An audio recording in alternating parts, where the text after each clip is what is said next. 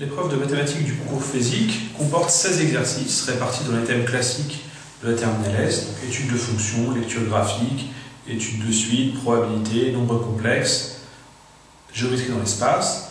Ces 16 exercices donc, vous ne devez en traiter que 12 parce que le concours a lieu au mois de mai, c'est-à-dire avant la fin de l'année. Vous n'avez pas forcément vu tous les chapitres du programme encore à ce stade de l'année, et donc le concours vous autorise à ne traiter que 12 exercices parmi les 16.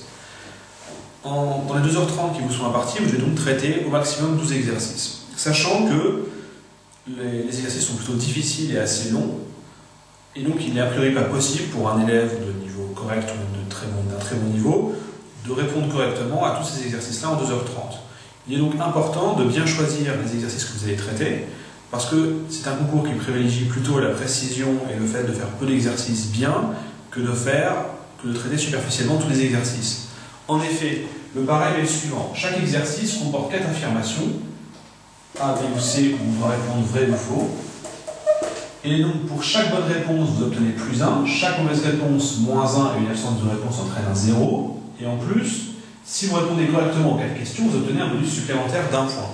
Ce qui signifie que, lorsque vous avez un exercice entièrement correct, vous obtenez 4 plus 1, 5 points, contre 3 moins 1, 2 points, si vous faites une erreur. Donc simplement faire une erreur, qui peut être une simple erreur de calcul ou d'avoir mal lu la question, vous fait perdre 3 points au concours. Sachant que les moyennes des candidats sont quand même en général assez basses, se situant aux alentours de 30 ou 35 points.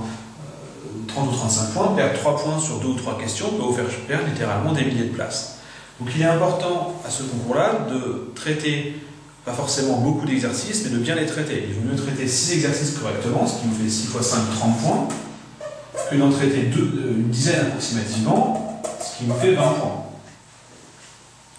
Donc le choix des exercices que vous allez traiter est vraiment crucial dans cette épreuve. Au début de l'épreuve, il est important de se donner une bonne dizaine de minutes afin de prendre connaissance des exercices et de choisir ceux que vous allez aborder, et ensuite de faire ces exercices-là proprement, en détail.